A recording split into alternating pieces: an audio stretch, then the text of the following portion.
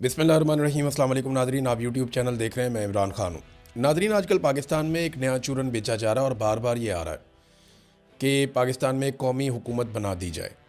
ये एस्टेब्लिशमेंट की ख्वाहिश भी है और जो लोग ये ख्वाहिश लेकर अपनी प्रेस कॉन्फ्रेंस में आते हैं, नॉर्मली इनका ताल्लुक भी एस्टेब्लिशमेंट से ही है। ज़्यादातर वो लोग हैं जो पाकिस्तान तहरीक इंसाफ को छोड़ चुके हैं या एस्टेब्लिशमेंट के दबाव की वजह से पाकिस्तान तहरीक इंसाफ से अलग हो गए थे, या वो लोग हैं जो नॉर्मली एस्टेब्लिशमेंट के कॉरिडोर्स के अंदर आपको दिखाई देते हैं। मिलिट्री एस्टेब्लिशमेंट की मैं बात कर रहा हूँ। तो ये कौमी हुकूमत क्यों बनाना चाहते हैं? पहले आप ये देखें कि मुतालबात क्या है। ये नेशनल डायलॉग कमेटी है और अब इनकी तरफ से ये मुतालबा आया कि कौमी हुकूमत तश्कील दी जाए। नवाज शरीफ, जरदारी, इमरान खान, फजलुर रहमान और दीगर जितने अकाबरीन हैं उन सबसे मशवरा किया जाए और कौमी हुकूमत बना दें। सबको मिलाकर सियासी दर्जा हरारत कंट्रोल करने के लिए डायलॉग की हमायत की जाए और ये एस्टेब्लिशमेंट हमायत करे डायलॉग की, कि सियासतदानों के डायलॉग करवाए और सियासी असीरान की रिहाई भी अमल में लाई जाए। जो कैदी हैं जिनको अंदर डाला हुआ है उनको भी बाहर निकाला जाए। इससे पहले जो है वो सुहेल वड़ाइच साहब भी इस किस्म की बात लिख चुके हैं और एक मरतबा नहीं, कई मरतबा ये बात वो लिख चुके हैं कि कौमी हुकूमत तो बनेगी और ज़रूर बनेगी और पत्थर पे लकीर है।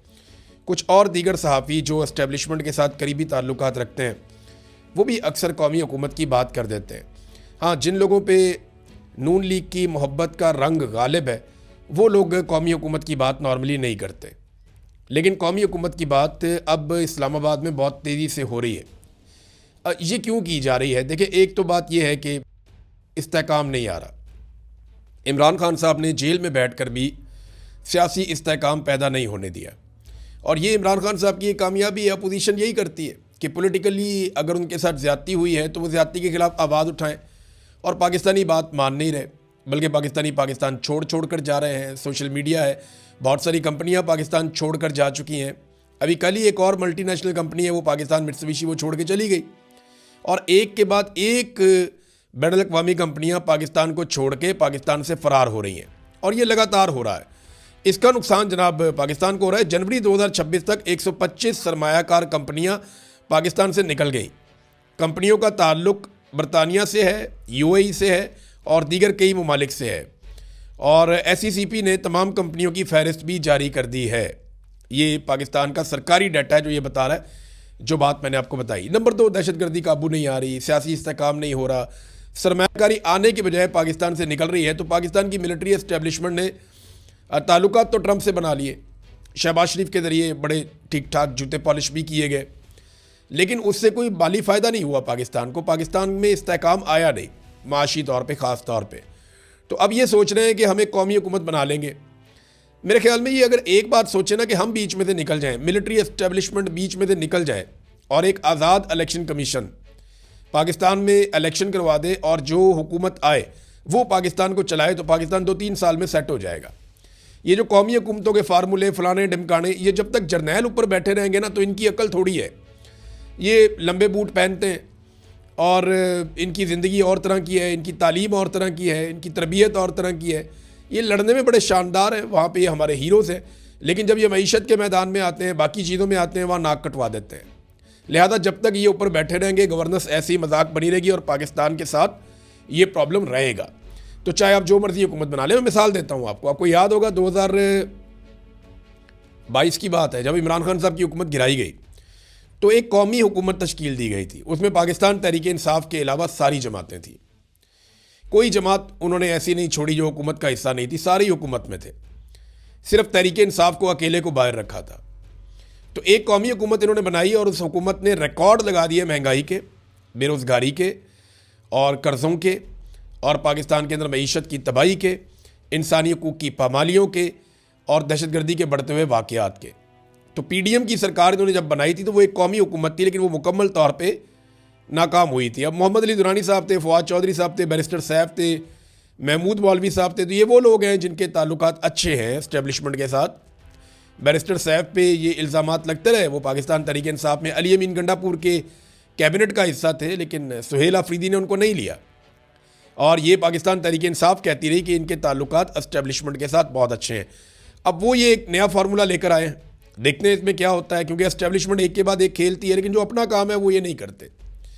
यहाँ पे बदकिस्मती से एक वीडियो सर्कुलेट हो रही है और ये BLA ने किया है, जो बलूचिस्तान लिबरेशन आर्मी है, कलअदम तंजीम है। उन्होंने पाकिस्तान के फ़ौजी जवानों की वीडियो जारी कर दी है। ये फ़ौजी जवान उन्होंने पकड़ लिए थे, जबरी तौर पे उन्होंने गिरफ़्तार इनको कर लिया था। जबरी गुमशुदगी, जबरी तौर पे लापता करना, ये ऐसे ही होता है। तो इन्होंने जनाब इनको पकड़ लिया था बग़ैर किसी कानून के, और ये एक गैर कानूनी काम उन्होंने किया BLA ने।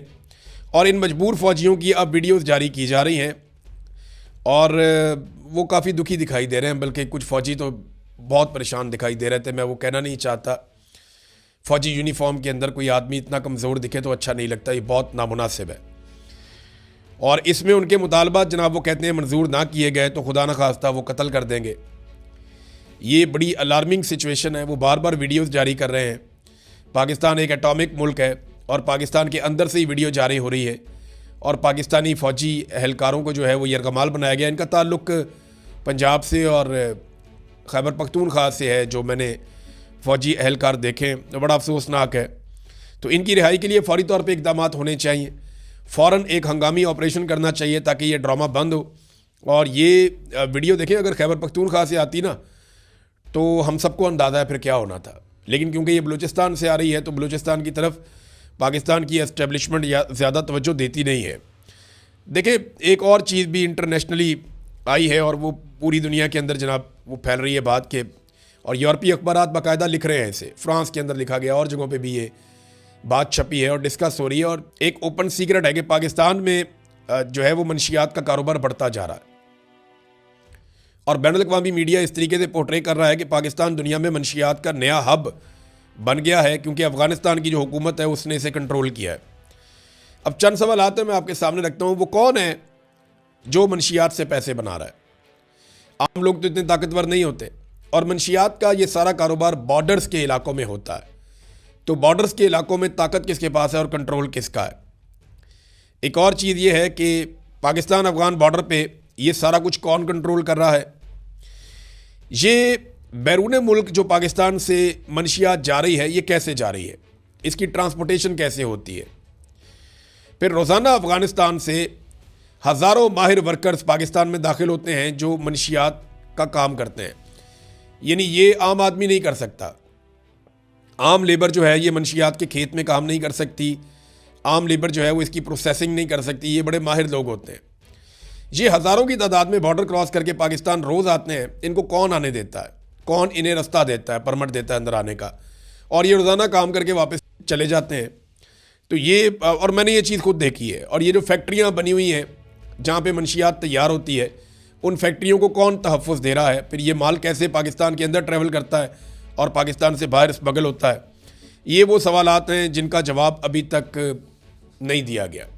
तो पाकिस्तान की एस्टेब्लिशमेंट को इन चैलेंजेस का सामना है। ख़ास तौर पे अपने जो मिलिट्री के लोग हैं उन्हें फ़ौरी तौर पे रिहा करवाया जाए ताकि बददिली ना फैले। फिर नाज़रीन, इसराइल के साथ नॉर्मलाइजेशन तकरीबन पाकिस्तान की हो चुकी है। ये बात आप अपने जहन में रख लें। सिर्फ इसकी एक रस्मी जो अनाउंसमेंट है वो बाकी है, और वो रस्मी अनाउंसमेंट करने की किसी को कोई जल्दी नहीं है, क्योंकि इसराइल को पाकिस्तान की तरफ से कोई गर्म हवा नहीं जा रही। ये इसराइली बार बार कहते रहे। पाकिस्तानी वज़ीर आज़म ने इसराइल का नाम भी नहीं लिया। फ़लस्तीनी बच्चों के जो कत्ल हुए उनका नाम भी नहीं लिया।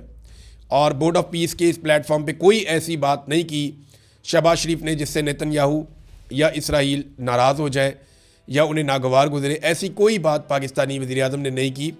अगर वो कर देते तो कोई फ़र्क नहीं पड़ता। इसराइल को पता है वो क्या कर रहा है, जो जुल्म कर रहा है लगातार वो कर रहा है, और उसको अगर जालिम आप कह भी दें तो इससे क्या फ़र्क पड़ेगा।